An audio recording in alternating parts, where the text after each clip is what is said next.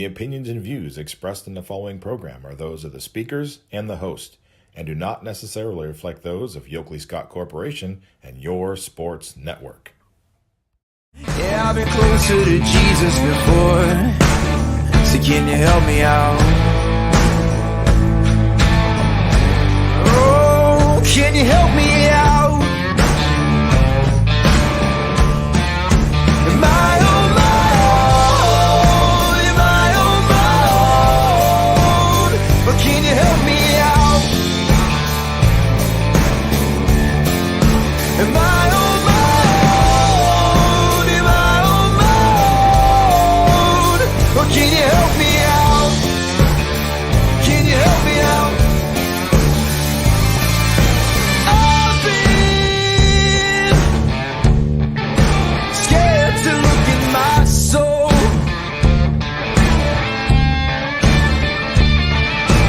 I've been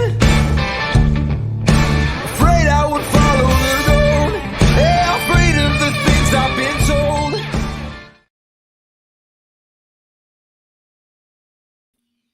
And welcome into a Friday episode of Running Point on ysnlive.com. We will be brought to you by, we're always brought to you by our good friends over at Greenwood Chevrolet in Austintown.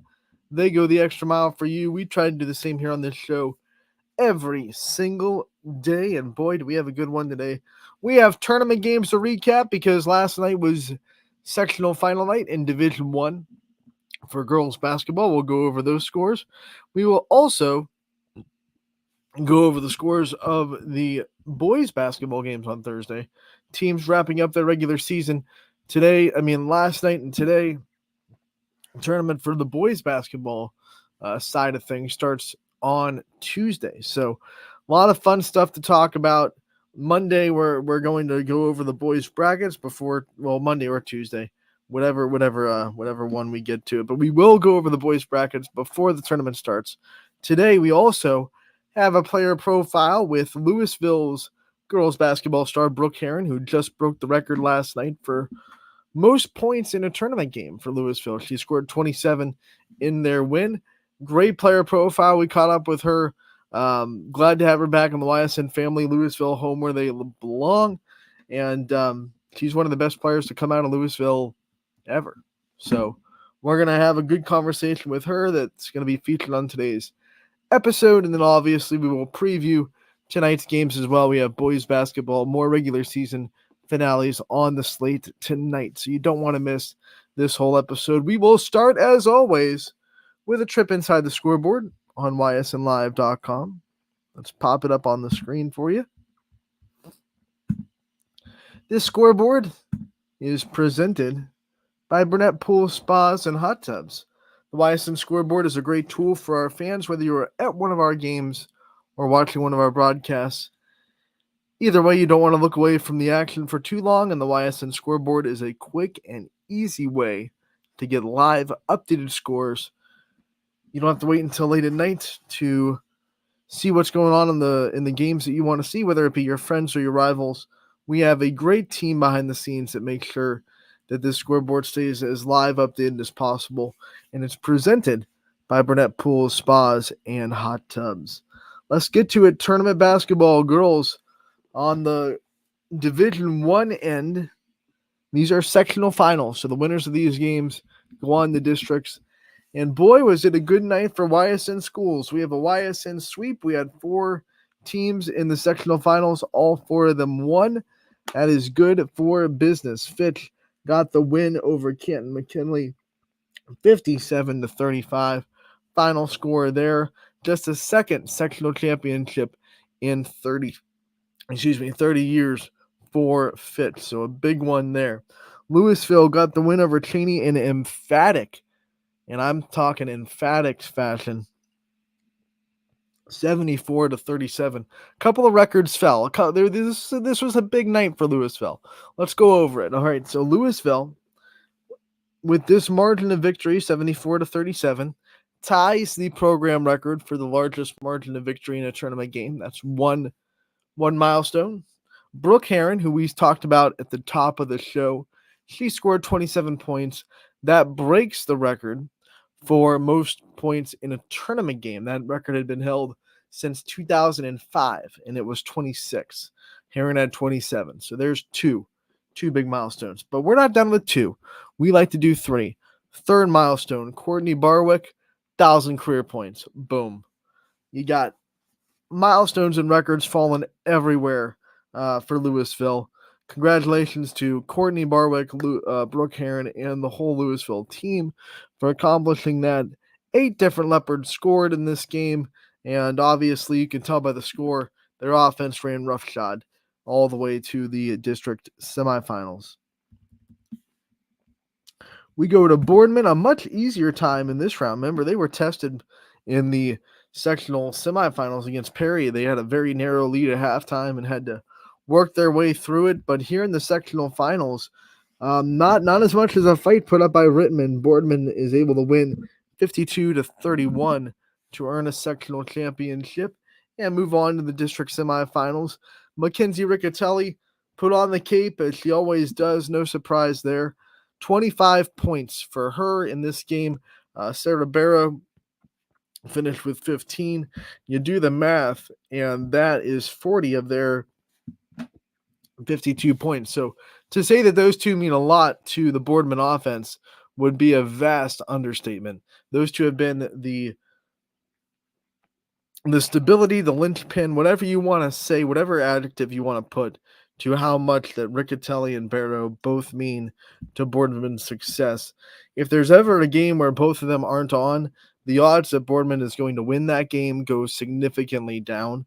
And I haven't seen a game yet where they both weren't on. And I know Boardman has lost games this year, but even in their losses, it wasn't because they're both not on their game. I've seen a couple of games where maybe one isn't. The game at the South Range Holiday Hoops Classic where it was the Mackenzie Riccatelli show, right? So I've seen games where they the other teams are able to stop one of the two, but you can't stop them both because they do things in different ways. So incredible season so far for Boardman. It continues into districts. They're going to be playing at Perry, Ohio. So the Perry Pirates gym. That's going to be where the districts are held. And that's where Boardman will be playing on Tuesday. All of these district semifinals, by the way, are on Tuesday. After we get through the scoreboard, we will go into the brackets and see who these teams will play and how the district kind of lines up now in Division One. All of them are in different brackets, too. So there's really no chance that we'll see an all-YSN district championship, unfortunately. But also fortunately, because that means we have a chance for all 4 of these teams to go into regionals because they don't have to play each other.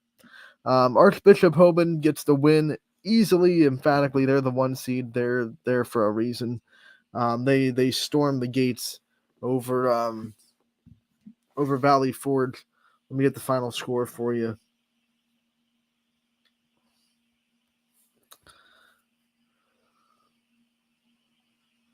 Hold on just a second. 65-12 was the final score there. Hoban gets the win over Valley Forge. Boys basketball last night. This was regular season. South Range celebrates senior night with a 64-44 win over Salem. And that concludes their regular season. A big win for the Raiders there. They are ending the season on a little bit of a hot streak ever since that tough stretch that ended with a loss to Ursuline. They have bounced back. They've won a couple of games in a row. So they're going to go into the tournament with a lot of momentum.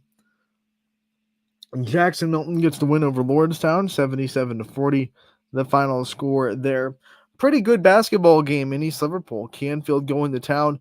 And East Liverpool's defense really did a good job on a lot of the main scorers for Canfield. Sam Castronova was held in check. You have McCoon held in check. All these guys are usually scoring a lot for them. Russo was kept in check. Dom Cruz had 10. That's pretty much on his standard. That's kept in check too. Unfortunately for East Liverpool, it's like a whack-a-mole. You put them all down, and then Ben Weaver pops up, and he's able to excel for a 23-point game. So Canfield just so hard to defend because they have so many ways to beat you, and so many players can step up at once. But I thought East Liverpool did a pretty dang good job on the players that are usually pretty consistent for the Cardinals. And unfortunately for the Potters on their side, they just couldn't keep everybody down there. It's really hard to play defense against everybody, and Ben Weaver was that one that stepped up. He put on the cape. I believe 23 is his season high. If I stand corrected, I will. Let me know in the comments, but I believe 23 points is his season high, and they needed it, obviously, because they won by 10. East Liverpool, on the other hand, their main two got off and running. Quentin Conrad and Preston Kerr both had really good games. So it was really just a battle of who could be more consistent. And if you look at the quarter box scores, especially in the second half, Canfield did not let up. They kept their foot on the gas pedal. They had a really good second half, and it made it impossible for East Liverpool to really cut into that margin and get close enough to make a run at it. So Canfield gets a big win, but I think East Liverpool is going to learn a lot from this loss. Canfield is one of the best teams in the division. So when you play a team like that, you're going to go into this district tournament knowing that you're not going to see a lot of teams that are going to be on that level. So you take what the positives you had against them. You say, hey, we played really good defense against a couple of really good players, and you take that forward. So I think East Liverpool will use this one for momentum. Obviously, you want to win everything. I'm not a component of moral victories in the slightest. I'm not saying that East Liverpool liked to lose or that this loss made them happy or anything like that. But I think there are things they can take positively out of it to carry into tournament time, as they end their season at 16-6, and they will go on to start their tournament a little bit later. It's going to be March 2nd for East Liverpool. Canfield plays on the 27th in the sectional semifinal. Howland and Ursuline, they did battle, and they went to overtime. Ursuline getting the win, pulling it out 62-53, a valiant effort for Howland, but done away with by Ursuline's big overtime, as they were able to score quite a bit in just a 4-minute extra quarter. Lakeside and Berkshire doing battle, and it is Lakeside that gets the win by 9, 66-57. A couple of MVAC grade tier games, as well as Crestview gets the win over Liberty, 60-51, and then Brookfield narrowly escapes champion, 59-55. The final score there. So those are your boys basketball games of the night. And the girls games, of course, were tournament games. We will pop it off the screen real quick, and then we're going to bring up the Division I brackets. You just got to give me a little second to switch URLs here and get the brackets page up, and then I'll share the screen back. But while I'm doing that, reminder that tonight is the last night of the boys basketball regular season.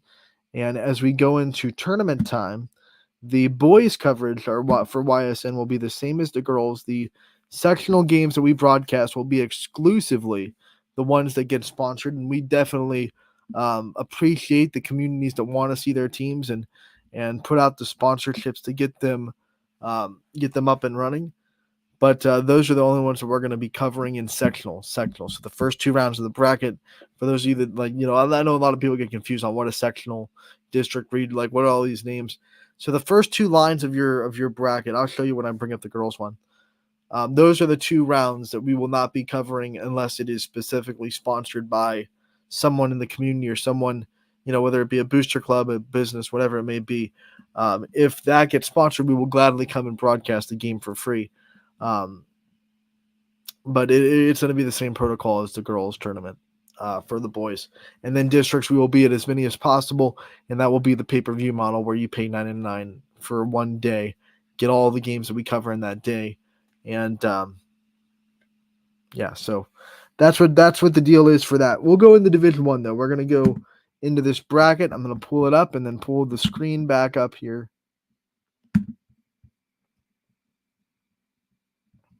So we can see where these districts kind of lie now.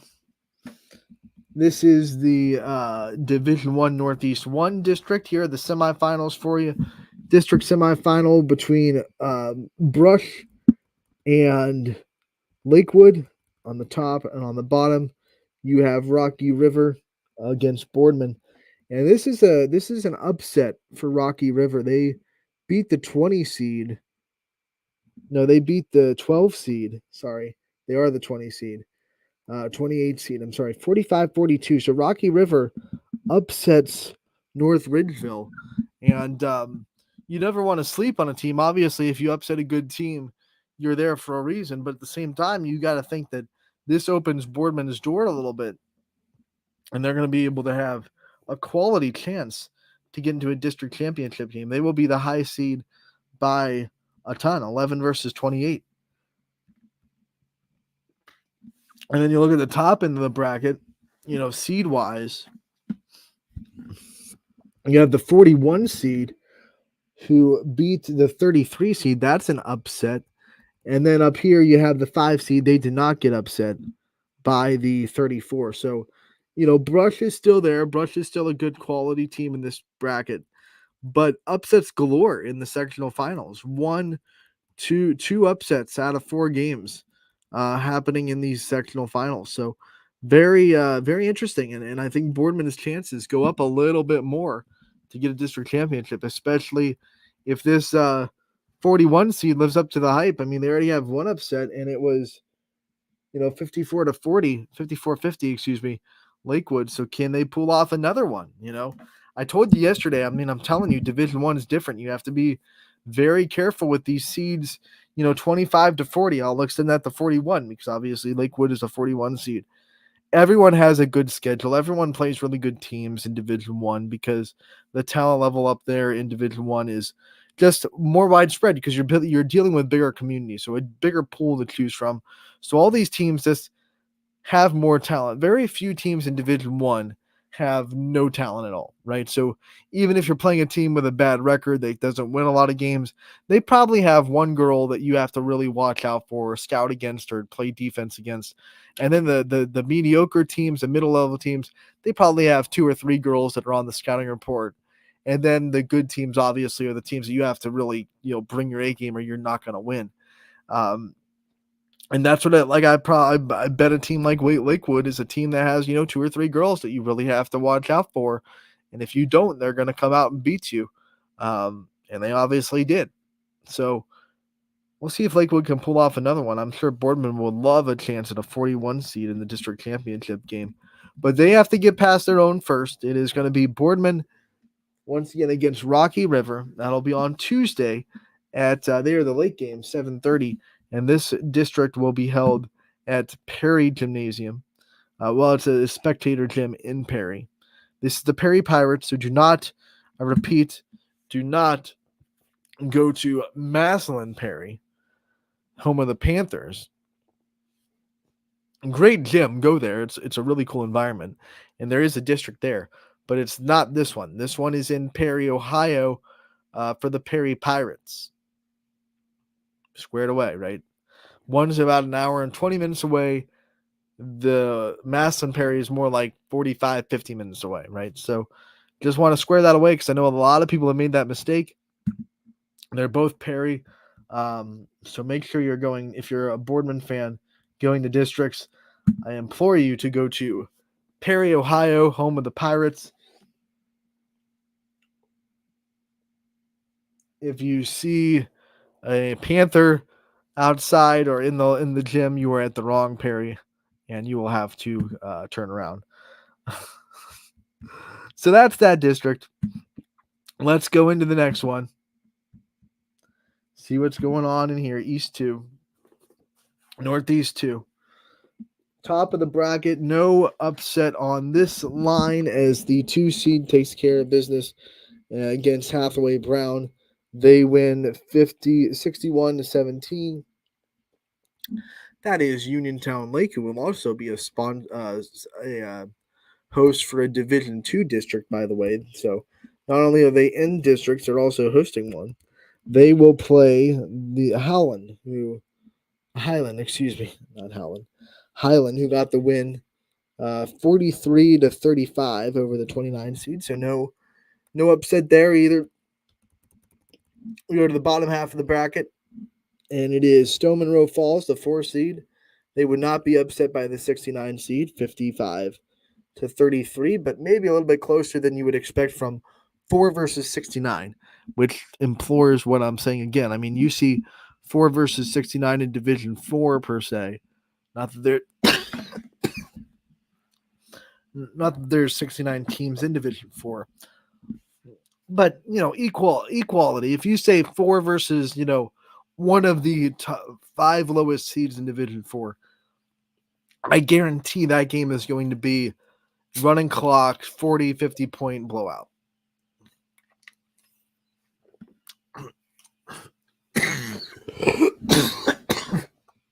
Excuse me. Yeah, I got a little tickle, but we'll get through it.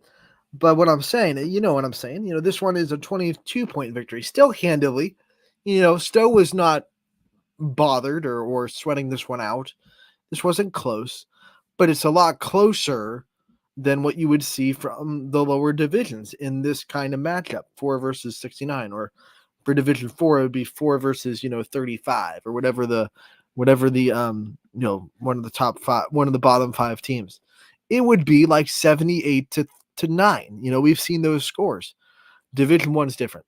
Division 1 is different, and Stowe Monroe Falls gets the win. They are going to go to the district semifinals, and who will they play? Well, it's Austintown Fitch getting their second sectional championship in 30 years as they win over Canton McKinley pretty handily.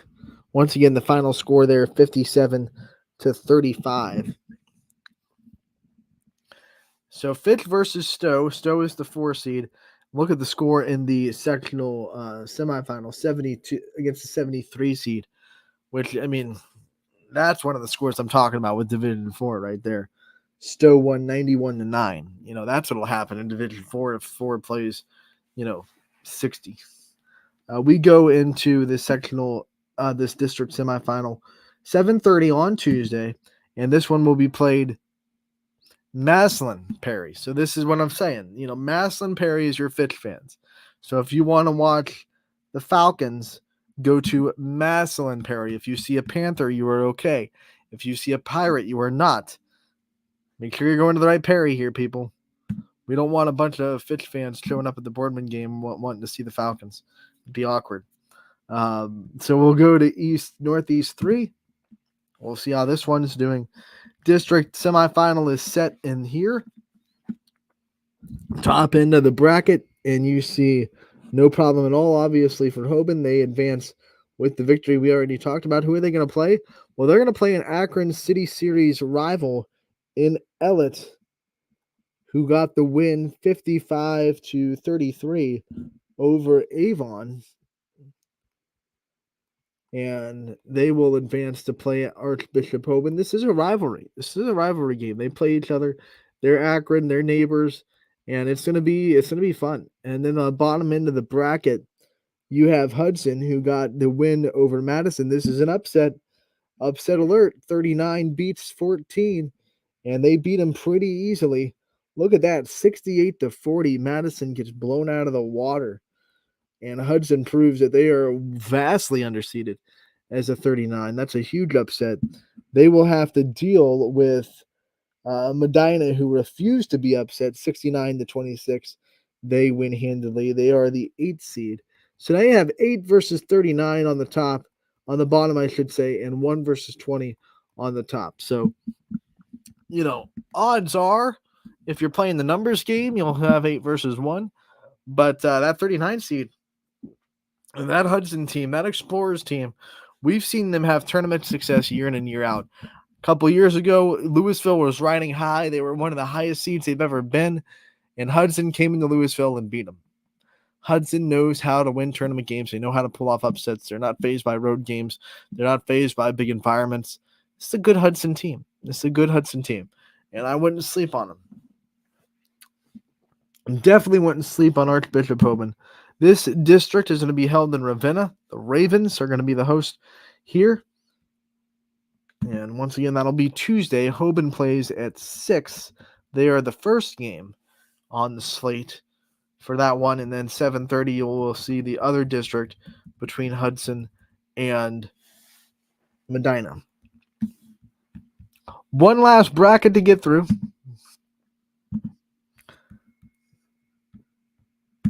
As we have to see what's going on in Louisville's district. Rocky River Magnificent, they get the win on the top end of this district. They are the 7th seed. They will be playing the 36th seed. Here's another upset. 36 beats 24 as Massillon, Washington falls to Westlake 61-54. Upsets everywhere in Division 1. Bottom of the bracket, Louisville does not get upset. They win handily 74-37 over Cheney. We already went over that score, but there it is. And then Mentor, the 18th seed, gets the win over Green. That was a good game, but Mentor gets to win by 3, 54-51. And it will be Mentor versus Louisville on Tuesday. Now this one, for our YSN local fans that might be interested in Louisville or might be interested in checking Louisville out, kind of far away. A little closer to Louisville than it is to us, of course. But it will be in Valley Forge, which is up towards, the Cleveland area, Parma Heights, about an hour and a half away from us here in the YSN hub. But Louisville, it's probably like 40 minutes away. So district semifinals there. And you look at the way this shapes out, 7 is the highest seed. And Louisville's next highest is 16. 16 versus 18, though, is going to be pretty dang competitive. All of the Division I teams in the YSN family, except for Hoban, are the late game. So if you're planning on going to districts for the Division I, expect the late night for most of your YSN teams. And like I said at the top, we have a really good chance of having 4 teams in a district championship, and we have a chance of 4 different district champions. If you're wondering who lines up with who in the regional setup, we could definitely go over that. We'd have to switch over to the OHSA website to see the statewide bracket. But it would be very interesting to see. We could have all YSN regional semifinals if it works out that way. I know some upsets would have to happen, but if all our YSN teams win a district championship, there's a potential right now of a couple of all YSN regional semifinals, which means that we would be guaranteed a regional champion, which, let's go. We would love that. That's basically an automatic trip to state. Do not pass go. Do not collect $200. Collect $200. Sure. We'll take it. So we're excited. Tournament time is in full swing. Sectional finals for the rest of the divisions and girls are on Saturday. And by the time we come back on Running Point on Monday, we'll be talking about those districts and those district semifinals. They'll be set, locked down, and ready to go. So we're going to take a break as the first half of the show wrapping up here. When we come back, we will have a player profile from Louisville. It's Brooke Heron, and she is one of the best that Louisville has ever seen. Just broke the record for most points in a tournament game. It's a great conversation, and you'll hear it on the other end of this break on Running Point, brought to you by Greenwood Chevrolet in Austintown. 21 News delivers the news as it happens, using the latest technology from where it happens. Live here outside the Mahoney County. On air, online, Wednesday afternoon weather update. Very dangerous. and on the 21 News social media platforms. I'm on the road right now. 21 News, the Valley's only locally owned source for trusted news since 1953. Craftsmanship to us is 60 years of pride and dedication. Passed down from generation to generation. The hardwood floors that your kids take their first steps on. The solid wood doors you quietly close at night. The things we create day in and day out are the products that end up turning your house into a home. At Baird Brothers Fine Hardwoods, uncompromising quality and craftsmanship built our business. And it will keep us moving forward for generations to come. Going the extra mile at Greenwood Chevrolet means we want to take care of the community that takes care of us too. And we have to work together always. And that's how you stay in business for 40 years. I love being a helper because when I help somebody, it makes me feel good. means a lot that I can make a difference in others' lives. So I will do everything I can and just being there for them every step of the way. I want them to know within the first 5 minutes that they could depend on me. That's what going the extra mile means, only at Greenwood Chevrolet. Before the lights come on, before the workday begins, before a long day is ended, or it's time to have fun, it all starts with the people at Joe Dickey Electric. From replacing a light fixture in your home to building a substation for your business, no job is too big or too small. The people of Joe Dickey Electric power them all. Joe Dickey Electric, over 60 years of powering the Mahoning Valley.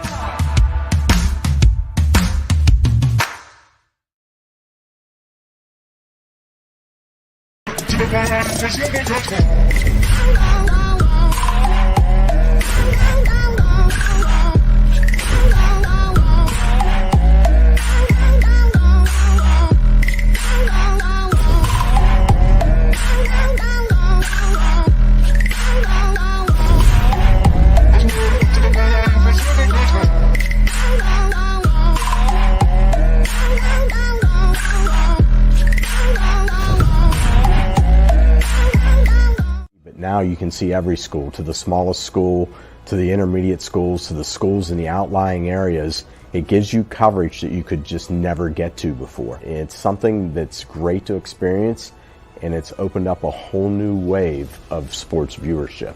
The possibilities are endless here at YSN. Push the envelope every day. Try something new. If it works, great. If it doesn't, well, let's try another angle, and we just keep moving forward. My name is Mike Ackelson, and my sports network is your sports network.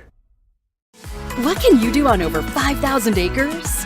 At Mill Creek Metro Parks, you can discover unique habitats and wildlife, create memorable family moments, experience history, heritage, and park programs, explore scenic landscapes, take time to relax and be well, connect with nature and each other.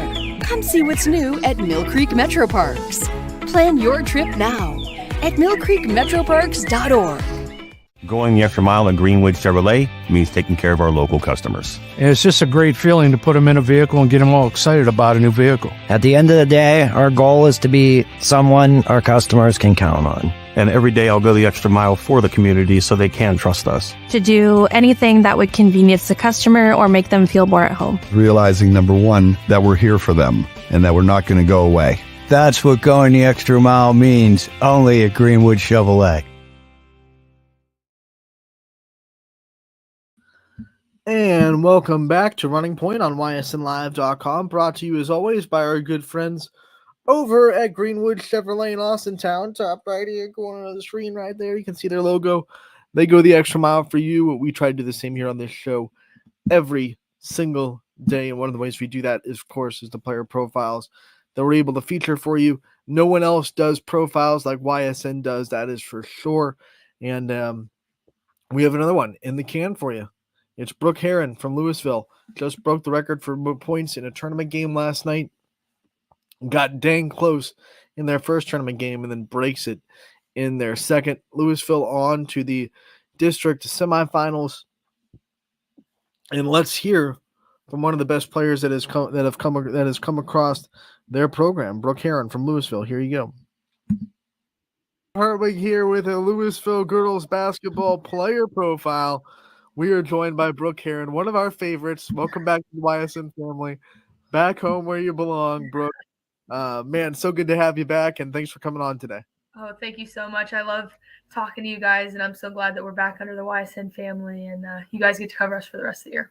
Absolutely, Brooke. It was perfect timing. First game back, you break the program's all-time leading scoring record. Let's just go through that moment. What it was like for you to be able to accomplish that goal and to set that milestone. It's super special to me. Obviously, it's been a dream of mine since I was a little girl. I mean, I remember walking in to the gym with my dad, watching the high school girls at that time and looking up at that wall. And I just remember him and my parents telling me, that's going to be you one day. If you work hard, you stay in the gym. But again, I have to give all glory to God, to my support system. I couldn't thank them enough for always cheering me on. You always hear them in the stands. And then, of course, my teammates over the last 4 years. It couldn't be done without them, without their passes, their ability to get me the ball. And then, of course, the coaching staffs as well that I've played under have just helped me elevate my game and get me to where I'm at. You have dreams. You've had dreams, but in your were you dreaming of being the program's all-time leading scorer? Was that in your thought process when you started back in your varsity, in your varsity career?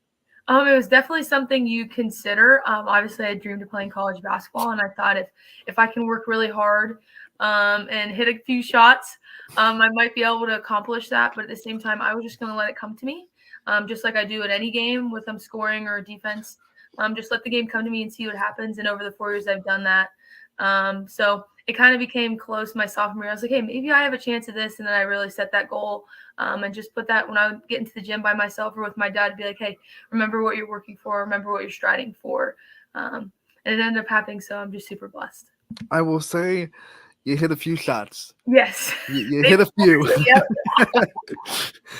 Let's rewind the clock back a little bit to the end of last year. It did not end the way you wanted to. You had to go down with an injury. You weren't able to finish the season with the team. How much did that motivate you to get back healthy this year and to be able to just have a really good senior season? It definitely put things into perspective for me, that your situation in life just in general can change at any time. But it also made me step back and look at what things can I change to impact my game. And one of those things was my health, like realizing my ankles aren't as strong as I think they are. And that I need to strengthen not only the one that I injured, but the other foot, and as well as strengthening my body and just getting better, not with the ball, but getting better outside of the game. What I mean by that is I have a trainer now. I work out with MyFit, Kaysen, shout out to him. He's working out with me on speed and agility, but also just strength. And then our strength and conditioning coach at the high school, Coach Quaz, just getting me what I like to call my muscles so I look good when I chow and one. Just really focusing on the things outside of the game that can help me be a better player. Since you weren't able to end the season with your team on the court last season, what was it like this year to get back to it in the summers, in the preseason, in the first game of the season? What was it like to just kind of get back to what you love? It was just super special. It killed me being off the floor, not being able to play with them, but I just had to adapt to that new role. My role was there to be a secondary coach, be a cheerleader for them. But then the minute I could get back onto the court in AAU and then summer workouts with the girls, it was just awesome because it made me appreciate it a little more, understanding, of course, it's my senior year, so it's going to be my last time being able to rep the leopard jersey. But then it made it even more important being like, hey, this is what happens. If you could get injured at any time, it can be taken away from you. You just don't know when. So to be really grateful for the opportunities you get to put the jersey on and play with your teammates. It is your senior season. What has that been like for you? All the emotions that senior year brings, last home game, last time to play this team, that team. What has that been like for you? How have you handled the emotions of senior year? I definitely think there's been some sad times. You have that, whether it was obviously for volleyball, senior night that was the first one for me, and it really hits you there because you're like, hey, this is really the last time I was going to ever play volleyball. But for me in basketball, I know it's going to be a little more emotional. Senior night, though, was really special for me. I got to see a lot of my youth coaches. A lot of the youth girls were there, which I love working with. It was just a special night to be like, hey, look at what you have accomplished, but also look at the people you've met and that have made it a great journey for you. And I'm definitely not ready for that journey to end. I can't wait to get a good tournament run going. But you just become a little more appreciative of the little moments in life, and that it's coming down. But I've just found a way to find a smile in it and just enjoy it a little bit more. Don't take for granted the opportunities you're getting, and just to make a lot of memories and have a lot of fun. How much did the senior night for volleyball prepare you for the emotions that you were going to feel during basketball? Yeah, I definitely was a little more emotional, I think, than I thought I was going to be. For volleyball, I was just a little stressed out. I was like, I have to be able to focus, get into the game mentality, but also enjoy the moment and realizing, hey, this is the last time you're going to play with these girls. So it was a little emotional for me. And my mom played volleyball, so she's kind of the reason I played volleyball. So it was a special moment for me and her. But for basketball, it definitely prepared me. I was like, I might be a little more emotional in basketball, but I actually thought I held myself together pretty well. I did have my few share of tears, which was just tears of joy, just tears of remembering all the great teammates I had, the great coaches, the memories, just the fun times, and just not wanting it to end. Key difference between your senior night in volleyball and basketball is, of course, with basketball, you are going to be able to lace it up again. You are going to be able to continue your career. Last May, you committed to Ysn College. Talk us through that decision and what went through it and what made Ysn the place that you wanted to go and call home.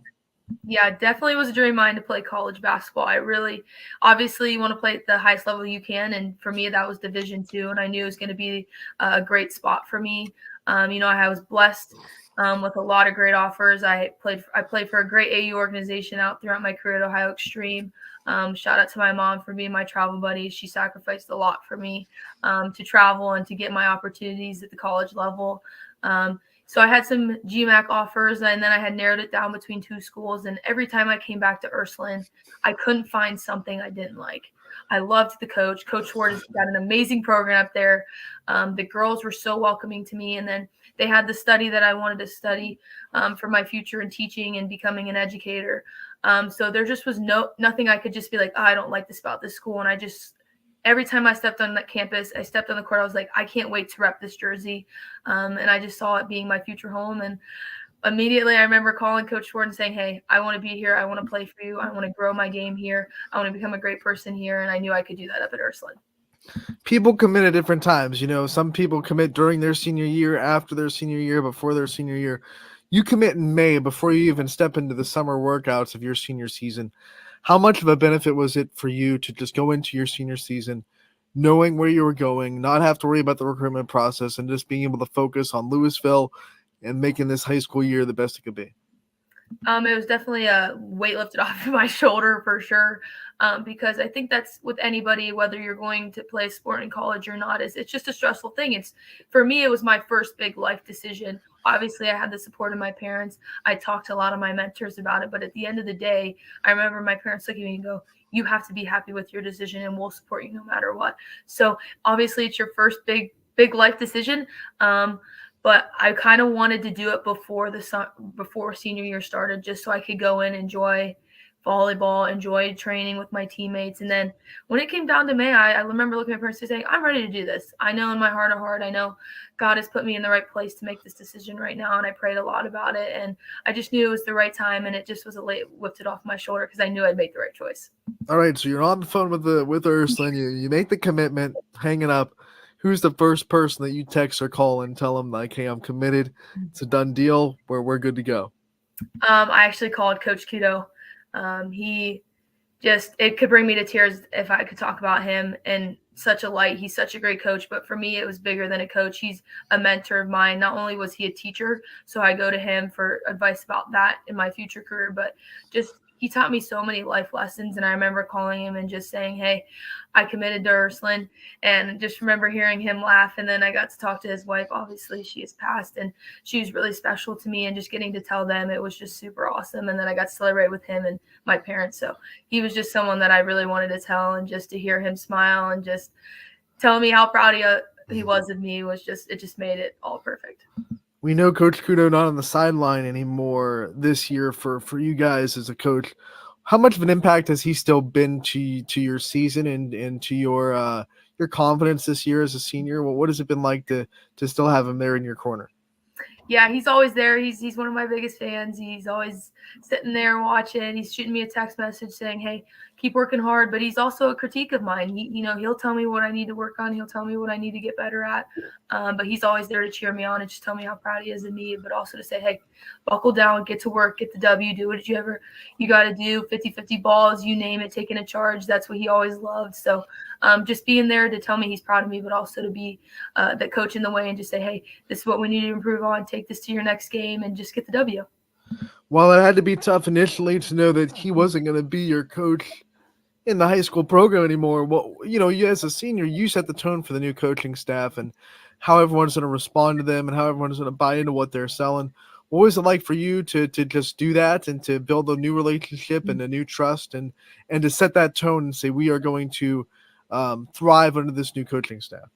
Yeah, absolutely. I mean, I've been through 3 coaching changes. So I've been through it once or twice, so I know what it's like. And I just told the girls, I said, you got to be open-minded. So a lot of the coaching staff we had known originally, so they were coming back and just taking on new roles. So we kind of had a little relationship there, but I wanted to build an open communication with them. And I told the girls, you remember, it's going to be hard. It's not going to be easy. The process is going to be a little different, but at the same point, if you're open-minded, we work hard. They're going to want us to work hard, and they're super great. They've been super supportive of me in the senior year and just helping me get along and with the girls, and I think they've done a great job with the program so far. You were not the only one to break a milestone in that Mooney game, the first game back on YSN. Your teammate Courtney Barwick breaks the record for 3 points in her career. She's the 3-point queen. Hopefully we get her a player profile before the end of the season. What was it like to share that moment with a teammate and to have her break a record the same time you did? Oh, it was so awesome. But pre-game, me and Courtney are always together. We're shooting around, eating our pre-game snacks together, just talking and joking. And then when it's game time, we're focused. We're dialed in together. And she had an idea she was going to break it. She didn't know the number. I knew. I was the only player that knew. And after I got my accomplishment, I was like, let's get hers. Let's get her one. And I was like, guys, we got to find a way to get her the ball. And I remember she'd missed a few. And I was like, hey, it's going to fall. Do your thing, shoot the ball, and you got it. And she fell, and I was just so happy for her. And me and her play AU together, so we've worked out a lot together, and she's just one of my best friends, and I love playing with her, and I couldn't be prouder of her. Let's talk about senior year in the classroom. It can be tough. You see that end, you see the light at the end of the tunnel. What's it been like in the classroom for you your senior year? Has senioritis started to kick in at all, or are you still heavy on that grind? If I'd be lying to you, senioritis is definitely creeping in a little bit, but I've been actually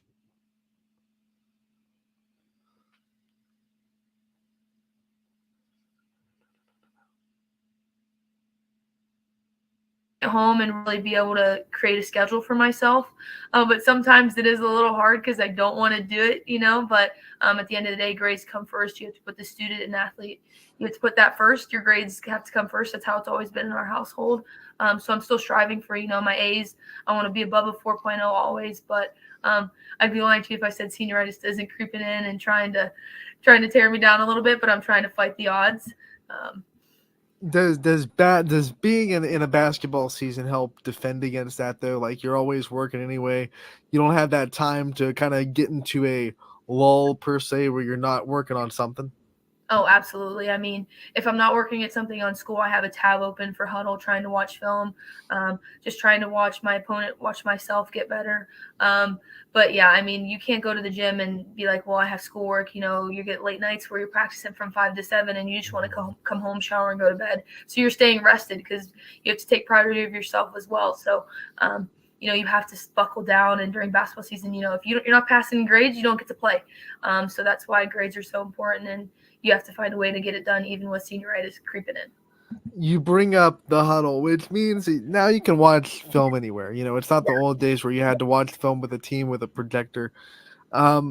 Where's your favorite spot to watch film? Is it in school and study hall? Is it in the room? Is it in the when do you really watch your most film?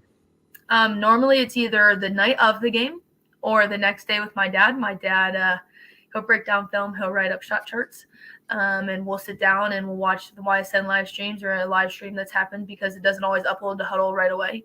And we'll sit down, watch them on the TV, hook it up, and just learn from the game, see what we could fix, get better at. And I shout out to my dad because he spends a lot of time watching my film, and he'll tell me what I can improve on, what I did well. Or what I can take to the next game to get better. So definitely sitting here on the couch where I'm talking to you right now and just watching the film on TV with my dad. When your basketball season is over, you transition into softball. You're a multiple sport athlete, volleyball, basketball, softball. What's the transitions like going from sport to sport to sport? It's definitely a lot. I tend not to take a break off just because I want my body to keep going. But I definitely have to ease into things, particularly more with softball because I haven't been throwing as much. So I have to ease into it pretty slowly just so I don't pull anything in my arm. But I mean, I try to get in there as quick as possible because I mean, those are my girls too. Those are my teammates. Maddie Benson, shout out to her. Go Terps. Always proud of her. And I just love playing with her and getting the opportunity. She's one of the big reasons I play softball growing up with her. And she's my best friend. So I try to get in there as fast as possible. And I also have to know my body, know how I'm feeling. because basketball season does kick my butt sometimes, and I do need to take a day to just be like, hey, I need to do a light workout today. And then once we get into full swing, I'll be just ready to go. Full swing. I like it, because you never lose the swing. I'm always amazed that Yeah. they never seem to take time to get back into the groove of swinging a bat, which I don't know how you do it, because you obviously don't have time to go and take hitting during basketball. So Right. Something else. Brooke, before we let you go, what we want to do is we do in every player profile is give you the chance to thank your support system, turn the spotlight from you to your people, the people that you wouldn't be here without. I want to give you the time to give your shout outs and to give your thanks. Yeah, first and foremost, I got to give all my thanks to God. Without him, I wouldn't be where I'm at. He's blessed me with so many great things, and that goes right to my parents. They've sacrificed a lot for me to become the basketball player and the student and the person that I am today. And then to the rest of my family, I got to shout out my Mimi down in Florida, my brother, my Aunt Sharon, just the rest of my family who comes, or my cheering section. And then I couldn't thank my teammates and coaches enough over the last 4 years and my entire career here at Louisville. They've created a lot of memories for me, a lot of exciting times. They've helped me become who I am as a leader, as a player. And then for this community, the school system, Louisville's the best. They're the best school, in my opinion. I hope to one day come back here and be an educator here and a teacher and coach here and give back to Louisville what it gave to me. And I'm just so lucky that I get to play for this community. I was going to say, you better say coach. Yeah. Better say it. Brooke Heron, thank you so much for taking the time to join us today, talking to us about your senior year. We appreciate it. We always love the time with you, and we wish you the best of luck. Can't wait to talk to you again real soon. Thank you.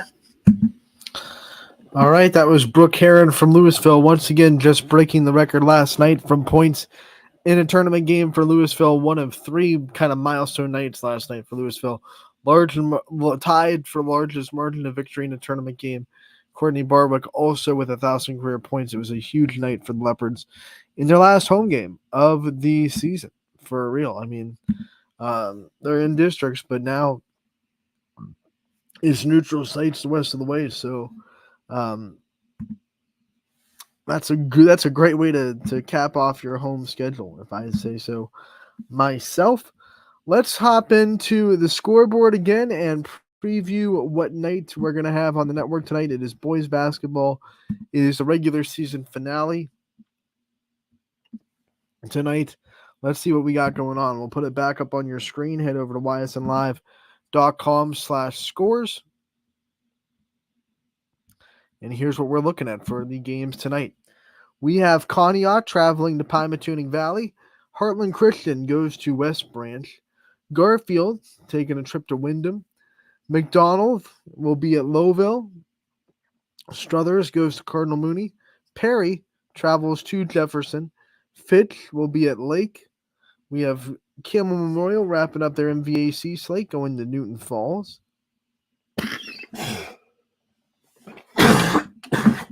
Excuse me. Again. Cheney will be traveling to Archbishop Hoban. A big one, it's the EOAC championship, right? Lisbon's undefeated in the EOAC. Columbiana has one loss. It was to Lisbon. They're hosting the Blue Devils now. This is a scenario. If Columbiana wins, they tie the league. If Lisbon wins, they have it outright. It all comes down to tonight in Columbiana. That should be a fun one. And then Warren JFK will travel to Rootstown tonight to take on the Rovers. Let's go over the games that will be on the network and who will be out there for you as far as announcers go. WOW TV will have you covered in Pymatuning Valley between them and the Spartans. Michael Janaki going to be in West Branch as they welcome in Heartland Christian. Garfield and Wyndham can be found on Wyndham's YouTube page. They'll have their huddle cam there. We'll also have a link to that on ysnlive.com. Eric Hughes is going to be at Lowville for McDonald and Lowville. I will be in Mooney for their matchup with Struthers. Sam Torres will be in Jefferson for their matchup with Perry. You have Matt Marr going to be in Camel and going to be in Newton Falls for Camel's matchup there. Ty Bartell will be at Hoban for their matchup with Cheney. And then last but not least, Lisbon will be covered with at Columbiana by Joe Eusebio. So those are your games on the network tonight. 1, 2, 3, 4, 5, 6, 8 with announcers, 9 total if you count Wyndham's YouTube page. And that's a great slate. And like I said, regular season finale.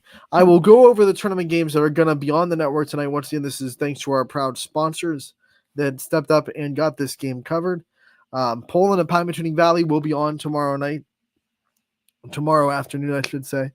That's a noon start. That's a little bit earlier than most of the tournament games. I will be there, and the Poland community is the ones that are sponsoring this game. Edgewood's game against Ursuline will be broadcasted. Larry Jennings will be there. This one is sponsored by Kristen Dubunspick, Allstate Insurance, Barger Allstate Insurance. So that one has you covered there. Ty Bartel will be in Middle Ridge for their matchup with Worcester Triway. The Post Office Pub is your sponsor there for that one. Jackson, Milton, and Badger will be covered. The Badger Athletic Boosters sponsoring that game. Southern at Southern hosting Dalton. That one's going to be Larry Scragg on the call. And Southern's local varsity club will have you covered for that one.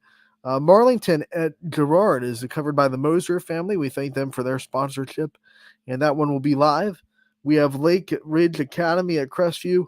Noah Doty going to be on the call there. That one's covered by D.W. Dickey. Sam Torres on the call at Perry for Salem at Perry. BB Runers is your sponsor there. So that'll be a fun time on Saturday. All the other tournament games also happening. A little scheduling note: if you're going to West Branch, that game is starting at 7, not 1 o'clock like every other sectional final. Also, East Palestine going to Cornerstone Christian. That is a 7 o'clock game as well. So make sure fans of both those teams understand. Hubbard as well, because Hubbard's going to West Branch. Make sure all of you know that it is 7 o'clock, not like the Unified 1 o'clock that is around the sectional finals. Almost every sectional final tomorrow starts at 1. Outside of Poland and Pymatuning Valley, which just starts at noon, and then West Branch, Hubbard starts at 7. East Palestine and Cornerstone Christian starts at 7. Everything else is a 1 o'clock start. And when we come back on Monday, we'll have district semifinals set in divisions 2 through 4. Can't wait to see what the results are. Can't wait to see who comes out on top. And it's going to be a fun weekend for sure. That'll do it for today's episode of Running Point. We thank you so much for tuning in. Check out all the games tonight and tomorrow on ysnlive.com/live.